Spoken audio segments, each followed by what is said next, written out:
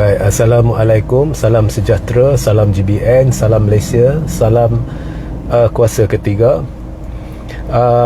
Live hari ini adalah sambungan kepada live semalam, di mana di dalam live semalam saya menyentuh isu rasisme di dalam DAP dan khusus kepada kenyataan Lim Guan Eng, dan juga bagaimana 3R ini, isu 3R ini sebenarnya yang membangkitkan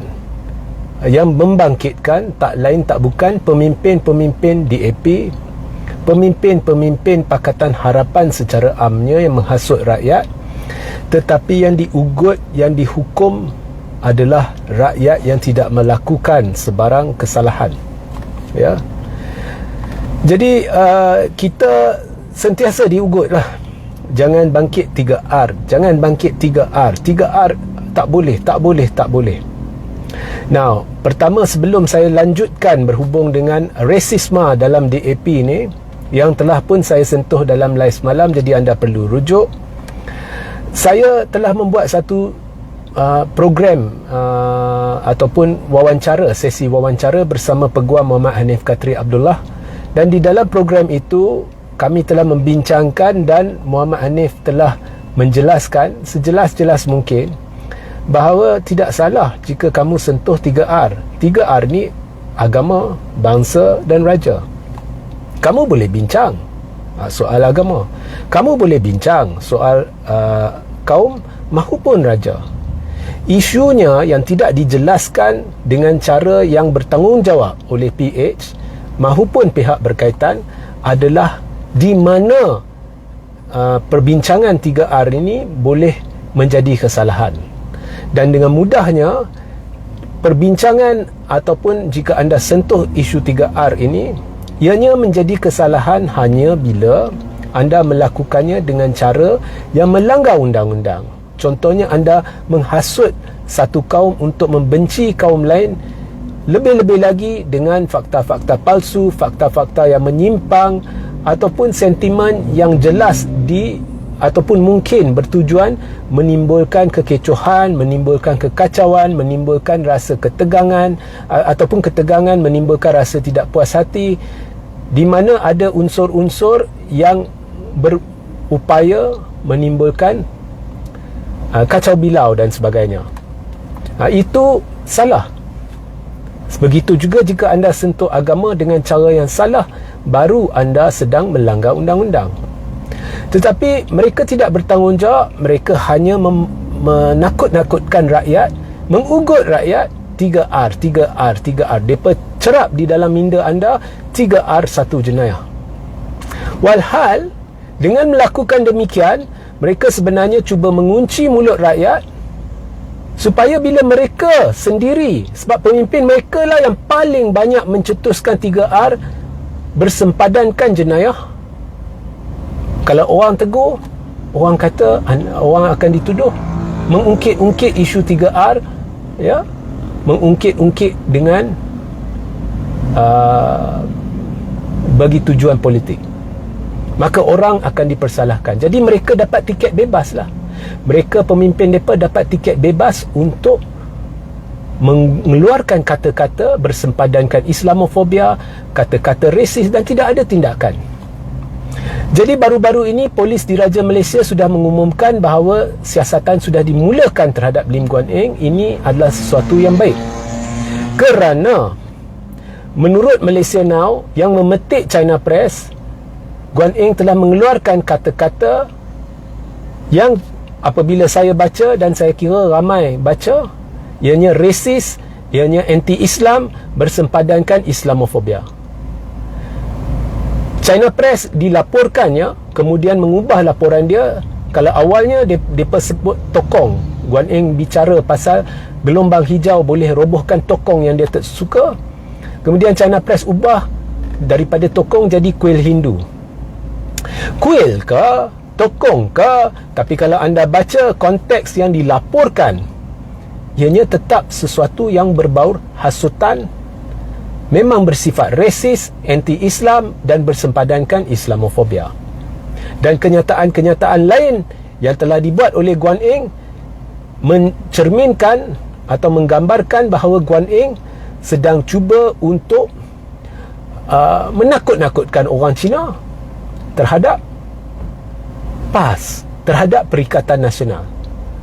Gambaran diberikan kalau Perikatan Nasional takluki Pulau Pinang, agama lain, bangsa lain akan ditindas, khususnya dari sudut upacara sembahyang mereka, tempat ibadat mereka. Ini gambaran yang diberikan dalam laporan itu yang memetik ucapan Guan Eng. Jadi benda ni disiasat, saya amat alu-alukan. Sebab ini 3R dengan cara yang salah. Jadi mereka suruh ugut orang jangan sentuh 3R. Dia tak sebut jangan sentuh 3R dengan cara yang langgar undang-undang. Dia tak boleh sentuh 3R langsung. Itu salah. Tapi mereka buat. Barangkali mereka hendak elak orang daripada persoalan mereka. Kalau orang persoalan nanti dia kata, oh kamu tengah politikkan isu 3R, jadi orang pula jadi mangsa, mereka ada tiket percuma nak kata apa mereka suka. Jadi ini adalah sesuatu yang baik, ya, siasatan dilakukan. Kemudian Zahid Hamidi, ya, Presiden UMNO, cuba pertahan Guan Eng. Dia kata ini adalah pembangkang yang cuba buruk-burukkan assassinate karakter Guan Eng dengan memetik sesuatu yang dah lama.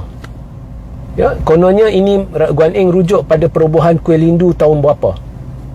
Guan Eng rujuk pada perobohan Kuil Hindu tahun berapa ke, kurun berapa ke, abad berapa ke, planet mana ke, bumi mana ke, itu soal tepi. Apa jua dia petik, tapi konteks ucapan dia adalah menakut-nakutkan orang Cina dengan memetik tempat ibadat orang bukan Muslim tanpa menjelaskan isu yang dia petik tu mengapa perobohan itu dilakukan.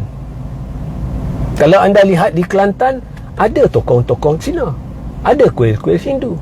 Kalau anda lihat di Terengganu, ada tokoh-tokoh Cina, ada kuil-kuil Hindu. Tapi mereka meracuni pemikiran orang Cina dan yang lakukannya tak lain tak bukan pengerusi DAP. Okey. Tapi pesan saya, jangan berhenti setakat Guan Eng. Ayah Guan Eng sendiri pernah keluarkan satu kenyataan pada bulan Disember secara bertulis dan secara lisan bahawa anda perlu berwaspada dengan gelombang hijau yang didakwanya adalah satu ancaman yang boleh menjurus kepada negara ni menjadi negara Islam. Jadi bagi saya, Lim Kit Siang cukup resis, anti-Islam dan membuat kenyataan bersempadankan Islamofobia. Dia boleh buat, tapi anda semua tak boleh sentuh. Setakat sentuh je agama, mereka kata salah. Walaupun sebenarnya tak salah. Barangkali saya ulang, mereka melakukan demikian supaya anda takut nak tegur mereka. Tapi mereka boleh buat. Ya. Jadi siasat Lim Kit Siang, bapa kepada Lim Guan Eng ini. Dan dalam pada polis siasat kenyataan terkini Guan Eng, elok juga siasat kenyataan 2019 Lim Guan Eng, di mana di Muar Johor didakwa Guan Eng telah mengeluarkan satu kenyataan bahawasanya ideologi ekstremis UMNO dan PAS ni boleh menyebabkan orang-orang Kristian tidak boleh berkumpul untuk menunaikan ibadat sembahyang mereka. Dan sekali dengan Guan Eng, siasat juga seorang adun Selangor, Tan Cheng Kim, Cheng Kim ke siapa, adun Selangor ni, pada 11 Januari tahun ini 2023, portal Agenda Daily dan juga Harakah Daily telah melaporkan satu kenyataan yang dibuat oleh adun Selangor ni dari DAP, di mana dia kata orang-orang PAS ni ataupun pihak lawan mereka ni, setakat bau arak ke, lihat arak boleh mabuk, jadi sia-sia sembayang. Ya, kenyataan cukup resis, anti-Islam, berbaur Islamofobia ni dah dilaporkan oleh Harakah Daily dan Agenda Daily. Tapi tidak ada tindakan terhadap adun itu. Di Facebook dia saya difahamkan posting itu dah diturunkan, dan kemudian dia letak satu lagi posting, dia kata bukan mengalah ke something like that, tapi dia tidak ingin orang mengambil kesempatan. Dia cuba pertahankan diri. Ini pemimpin DAP. Dia ambil tahu hal negeri lain, tapi dia adun Selangor. Apakah tindakan yang diambil?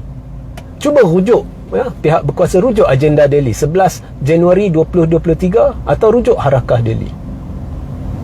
Kenyataan adun Selangor ni siap dengan dia kaitkan dengan sembahyang, sia-sia sembahyang, lihat arak boleh mabuk, or something like that. Hak orang Islam lah, dia tak suka arak, itu hak mereka lah. Ini hak keagamaan. Who are you to comment? Lebih-lebih lagi kaitkan dengan sembahyang orang Islam.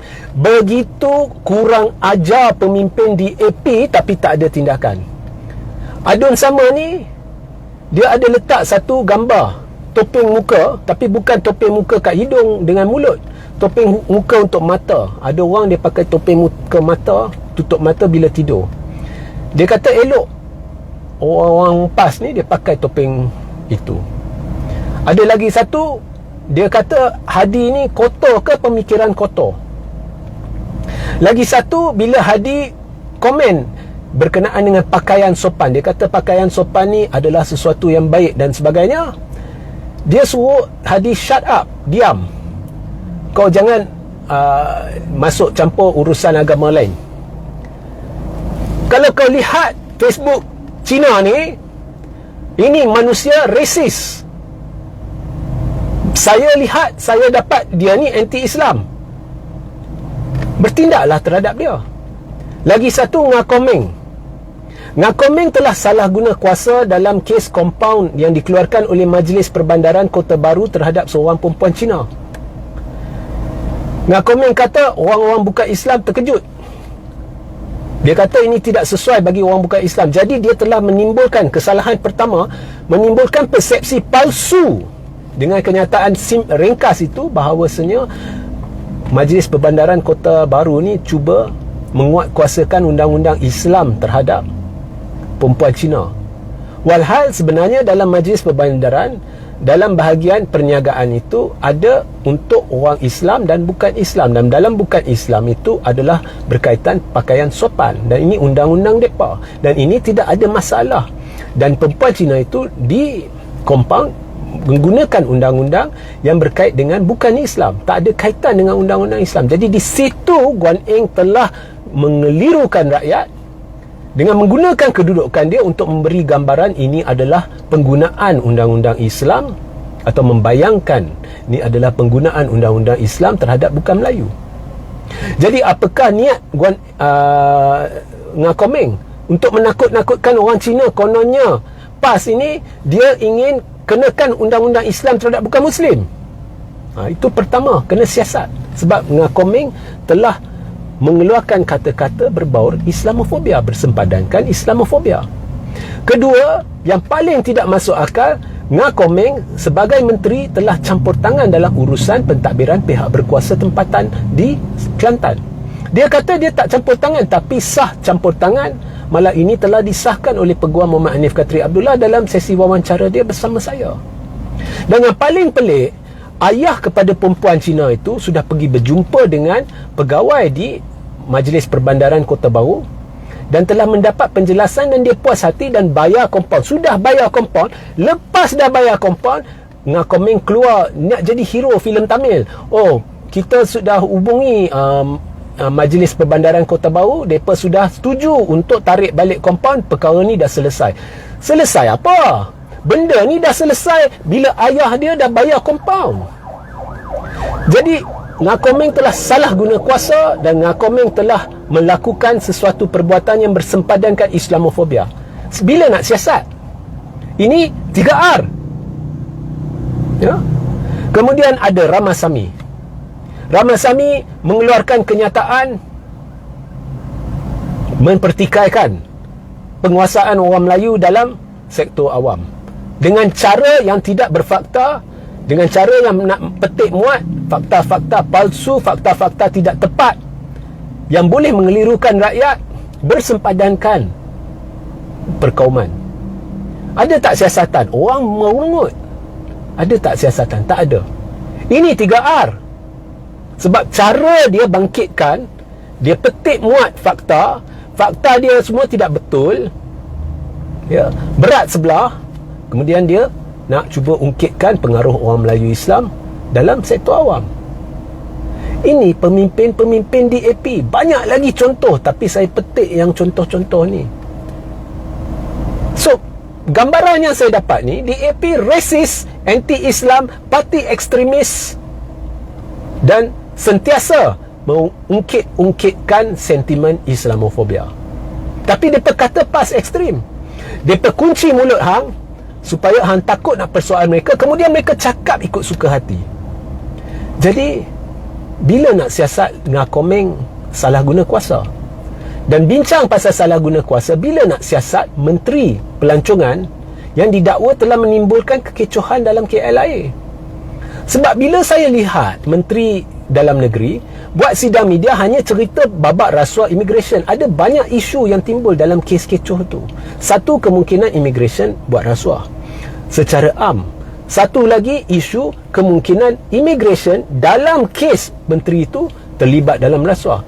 Satu lagi adalah isu salah guna kuasa menteri itu untuk campuri urusan immigration dan Kementerian Dalam Negeri dan menimbulkan kekecohan dan mengugut pegawai.